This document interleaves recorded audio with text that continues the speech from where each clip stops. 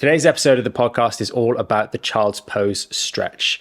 Is this the right stretch for you if you have lower back pain or sciatica? What precisely is it doing in a normal back? What is it going to be doing in your injured back? How does the way in which back pain comes about and sciatica comes about actually influence the validity of this stretch? And hopefully by the end of it, you're going to really understand whether this is the right stretch for you.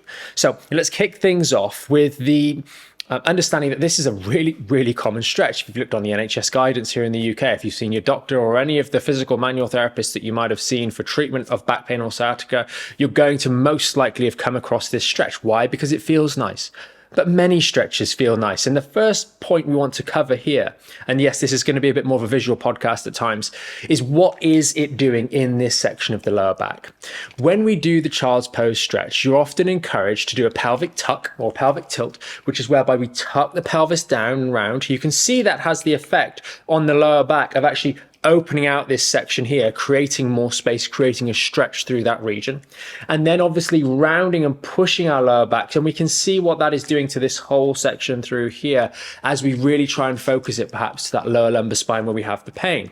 We are stretching all of the structures along our lower back, the muscles that perhaps are tight, the ligaments, the posterior, the back part of the disc. Then we're also compressing down on the front part of the disc here as well as we do that particular motion to really push back and get that stretch, and it feels nice. And we won't go into the details today on today's episode because it'll take us off course too much, but fundamentally this is diagnosed, or this is recommended, because there is the misdiagnosis of back pain being a muscle problem, and we explore this in the accompanying article, which is quite detailed. So if you want to check that out, you can click the link in the description or underneath this video to read the full article that goes alongside this particular episode of the podcast. But it's basically born out of the fact that you've got stiffness and tension in your lower back. You need to do this stretch to alleviate it, when in actual fact the stiffness and tension in your back does not come about for no reason. The stiffness and tension is a function of maybe an injury that's happened in the lower back and or the way in which we're using our body on a daily basis. But if we take a moment to step away from what the child's pose stretch is actually doing and looking at how lower back pain comes about, we can see that the vast majority of lower back injuries are not an extreme one-off event where we've had to lift an inordinately heavy load. Or yes, sometimes these accidents do happen at work where, a pallet of something has fallen on us and we've had to catch it, or some lifting machinery has failed and all of a sudden all of the weight has gone through us. Those things do happen, but they are very, very rare compared to the majority of cases of back pain, which is almost like a repetitive strain injury. We're using our back in such an inappropriate way over many, many months and years. We're sat down for long periods, and when we're sitting, we're slumped into this position here. We flatten and eliminate the curve in our lower back. We stretch all of these ligaments. We stretch all of the muscles out for hours every day. And we've mentioned it quite a lot of times on recent episodes of the podcast.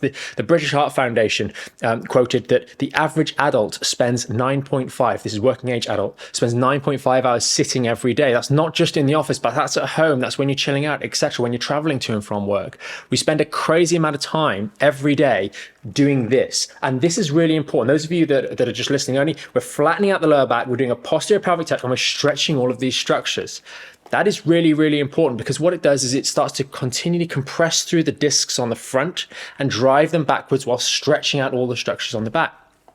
And slowly over time, our back becomes achy, becomes tense, sore. And then we have this one-off event, not a crazy event, but it's going down to pick up the socks, or it's putting the shopping into the car, or picking up the child or grandchild, something we've done countless times before. But the back is just weak enough at that point for that to be the catalyst. And then we start to have worsening episodes of back pain, or that's just another flare-up in a gradually increasing list of gradually worsening episodes of back pain or sciatica. And it's that just the repetitive strain has weakened our lower back, and then something has exploited it. And it's nearly always, 99.9% of the cases, forward bending with compression through the spine and maybe a generation of force. Like if you do an ab crunch to go down to put those socks on and pull them back up, we're generating force with that flexion, sometimes with a bit of twisting. Now, that's so important, the mechanics of injury that have just happened there. The mechanics are the forward bending, the compression, and the stretching of all those structures on the lower back. Well, what is happening when we do the child's pose? We are forward bending, compressing on the front, and stretching all of those structures on the back. The purpose of a stretch, generally speaking, for health and well-being, and we should all think about this, is to offer an opportunity to keep the joints nice and healthy, because they should all move through full good range of motion. But a stretch should be a way of you making up for something that is not present in your daily life, a movement perhaps that is not being done every day by virtue of the way in which you have to use your body. But as we can see from the way in which so many of us, you included most likely, use our body on a daily basis, there is no need for additional flexion. We're already doing inordinate amounts, spending incredible amounts of time every day in a flex position, rounding our lower back. The notion that we need to then reinforce that when we have an injury, even if we're just doing a healthy exercise, maybe going to a class or something like that to keep healthy, the notion that we need to reinforce a movement that we already do for hours every single day does not make sense. And it's certainly not an approach that is improving our health. It's just a stretch that feels nice, just like any other stretch feels nice, but that doesn't mean it's actually helping us. And that is very, very important. If we now look at the feelings of tension, muscles become tense when they are held in a position for a long period of time. And your back muscles, if they are held in that still position for a long period of time, with a stretch through them, they are going to get tense. But that doesn't mean, as we've discussed in other episodes, that doesn't mean you need to stretch them even more, even though that can feel nice. What they actually need is to be taken off stretch and relaxed off. Yet our first port of call is to go, it's tense. If you're a hammer, everything's a nail, as the phrase goes. It's tense, pull it apart more. But the reality is, with lower back specifically, 9 times out of 10, we are doing activities on a daily basis that are stretching that area even more. To then go and add in that child's pose, thinking back to what it did when we discussed it at the start of the episode, rounding out the lower back, posterior pelvic tuck, doing even more of what has caused the problem in the first instance, we really are getting into a lot of trouble. Now, why does it feel good if you have a back injury and you do the child's pose? Well, that's very simple. If we suppose we've injured our lower back in the way discussed today, where we've compressed over time, we've got maybe a disc bulge through here, we've got some inflammation around these nerves, you see the vertebra on top and bottom, and this could be any of the levels, the vertebrae form a little canal for this nerve to come out of, a bony canal. And if we're stood nice and tall, the canal is of a certain size. But if we round our back like so, we can make that hole larger. And making that hole larger feels nice because in a lot of cases, the severe back pain that we get may well be a disc hitting into that nerve, but commonly it's going to be inflammation building up in that hole. And as we make the hole larger, it feels nice. The problem is, if we think about these structures that have been damaged, like a frayed rope, and this is a simplification, but you can see the ligaments run from here to here. They run in this little gap here, and the same for the discs on the back here. And if they should be like that, if they've been pulled out and flexed and stretched apart, and they have torn, damaged in some way, some minor way, maybe it's the disc, and in reality, if we've got some element of disc issue, we're going to have some of the other ligaments damaged as well, because it's a segment. There's no real way of us stressing one particular structure and one only. We have to stress the segment because the body works in such a way that no one tissue is responsible for one movement. They all kind of mesh together to create backups, if you will. So you're going to have injured other structures as well, in some way, shape or form. But as those tissues have been pulled apart, they are trying to knit back together again. If your activities of daily living are constantly pulling them apart, and then you do a special activity like the child's pose to pull them apart even further, you really are disrupting that healing process and preventing the tissues from trying to heal again. A simple example would be a scab. And I have one on my finger just here from jiu-jitsu class. And essentially, the two sides of the wound are trying to heal back together again. If I am going and pulling this thing apart every single day, I'm going to disrupt the healing process. I knocked the scab off yesterday during training, as it so happens, and that is going to disrupt the healing process. It's going to lead to a slower healing process. And if I keep doing that by accident, I'm going to continue to get scarring forming in those tissues. And the lower back is no different. The difference is that I am intimately aware, because I can see it and because my brain needs to know what's happening on my hands. I can feel it more acutely when I am aggravating the tissue, so I recoil with pain. But with our lower back, we don't need to have an intimate understanding of the nuances of what's happening in those deep structures, because they're not normally interfered with from the outside world. And that's why so often when we do pick the scab, so to speak, or irritate the lower back, doing something like the child's pose where we're pulling that wound apart again, as we go into that flexion, we don't notice it immediately. It's so common that the activity we do on day one is then sore the next day in the morning, for example. We've lifted something too heavy and we created a bit of tissue damage, but the reaction is quite slow. And then we wake up in the morning and all of a sudden everything's in a lot of pain. That is the more common symptom picture. And when stretching feels so nice, rounding that lower back feels so nice as you do it, for reasons that we mentioned earlier, for example, opening the spaces of these holes, we can be forgiven for going into these exercises and doing them over and over again. But what you often find is that you become reliant on these exercises. You're gradually reinforcing the flexion, the forward bending that is taking place every day in your life. You're not offering anything that goes against that flexion by way of exercises, which should be done to create a degree of balance. And we are making the situation worse and worse and worse, and becoming more and more dependent on whether it's the child pose, whether you're out and you find every 10 steps you have to squat down and round your lower back to alleviate the pain and then carry on walking. We gradually find ourselves getting more and more hooked on this forward bending to ever increase the flattening of our lumbar spine. And then you see, unfortunately, on imaging, you see actually this person has a significant loss of the lordosis in their lumbar spine, and that is not efficient for biomechanics. It means that every day we're putting more pressure through the discs on a daily basis, and they're trying to heal, yet they're subject to more mechanical load. So it kind of starts to become a vicious cycle. But if we can just stop and understand that the lumbar spine should have a natural curve, the way in which it is injured is not an activity or a movement pattern that should be repeated during the healing process, we will really start to have a better understanding of how we can move forwards and why this exercise is so detrimental when it comes to the lower back and healing lower back pain and resolving sciatic pain.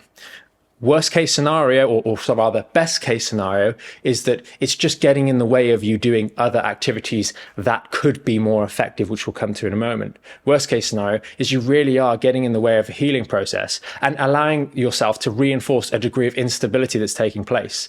As we've discussed in previous episodes, the integrity of the lumbar spine requires that there is a ligamentous tension that is imbalanced but balanced through the entirety of the lumbar spine, that allows all of these independent bones to act as one unit that load and unload as we move the spine in a uniform manner. If we are constantly straining an injured segment, let's say at L4-5, and constantly doing this, we find that that particular segment, and that's putting it into flexion, that particular segment now has kind of lax ligaments, loose ligaments there. And then we find that instability. And those episodes where we just turn around in the kitchen to grab the fork or to grab the kettle, and it goes because there's just that baked in instability that has occurred where we have constantly challenged ligamentous tissues while they were trying to heal by flexing and stretching them out, when in actual fact, we need to leave them alone and allow them to restore neutral. And that kind of brings me on to the last bit of the episode. We discussed in a previous podcast the best stretch for lower back pain, and that is the towel stretch. Why the towel stretch? Because when you've just injured your back, you want to provide it with support from the neutral, and the towel stretch does that. And you can check that episode out, and we've got tons of videos on how to do that stretch. It really is a great back health exercise. And if you've injured your back, it's great at putting your spine into a position so this can start to heal in this natural position rather than flattening it out. And also bear in mind, what does the towel stretch do? The towel stretch supports the lordosis, whereas every day in our lives, sitting, etc., we are eliminating the lordosis. The towel stretch unloads the discs, whereas in every day in our lives, we are compressing the discs by sitting down, slouching with bad posture, etc. The towel stretch unloads the ligaments that are being stretched and pulled apart, like we mentioned earlier, when every day we are stretching those ligaments, again, sitting for extended periods, rounding our lower back. The towel stretch takes pressure off our muscles that feel tight and are pulled apart, when every day we are leaning forward, flattening, stretching, elongating those muscles. You see, unlike the child's pose, which reinforces all of those things we're doing on a daily basis and offers no counter to it, but in fact reinforces those pathological movement patterns that we do on a daily basis, the towel stretch does the exact opposite and actually fulfills the objective of a stretch or an activity, a daily practice, to complement or act as a rebuttal to the way in which we use our body. Yes, we do lots of these movements, but we don't do any of these. So we have a stretching practice, the towel in this case, that offers balance to the way in which we use our body to restore a degree of health and balance to the overall system. But at the end of the day, if we're trying to fix lower back pain, stretching isn't going to do it. Stretching is a helpful tool, as I said, to offer balance to our lives and support, let's say in this case, the neutral lordosis that should be present in the lumbar spine. But we must do resistance-based work. And as I said, in the best case scenario with the child's stretch, it's just child's pose, it's just taking away from more productive activities. Resistance-based strengthening that first focuses on stabilization of the normal, stabilizing for erroneous movement, stabilizing that lumbar spine first, and then starts to build in strength to that region and the hips with flexibility at the level of the hips specifically, so that the hips can do a little bit more work in the short term to mean that the lower back doesn't have to do quite as much in terms of range of motion when you're moving about the place. And building the strength of that system with resistance-based training, starting off on the floor because it's safer, then integrating a degree of gravity, so upright exercises, then adding in an element of resistance so we can guide the strengthening process, restore the strength in those tissues that are damaged, and ultimately lead to a more resilient lower back, whilst also working on lifestyle changes.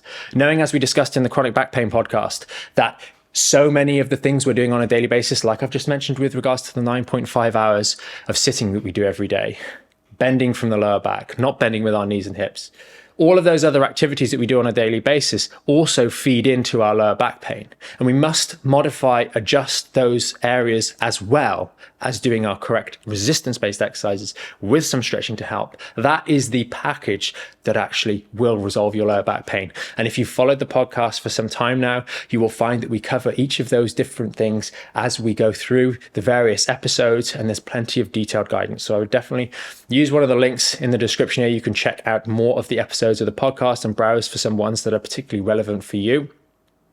As always, we've got the full program, the Back in Shape Premium membership, on the website, backinshapeprogram.com, where if you just want to follow something that's already put together for you and work with us in the team and really fix your back pain properly with the education, with the right exercises, done at the right time and the right stretches, then check that out as well. And as always, these episodes are here to help you guys for free. We do them every single week. If you've got questions, post them in that comment section below, especially if you're on the website or watching on YouTube. We read and reply to all of your comments, and these are done to really help you guys, give you that information to as many people as possible. So please, if you do have any questions, the comment section is down there. Thanks so much for watching if you made it this far. I do hope this has really helped you have a better understanding of the child's pose and why really it's just not a stretch that you need to spend time doing, especially if you have evaluated what you've done what you do on a daily basis and see that actually it's just reinforcing things I already do. And hopefully, if you can make that change, you're going to really start to see and feel differences as you get better with your back pain. Thanks for watching, and we'll see you in the next episode of the Back in Shape podcast.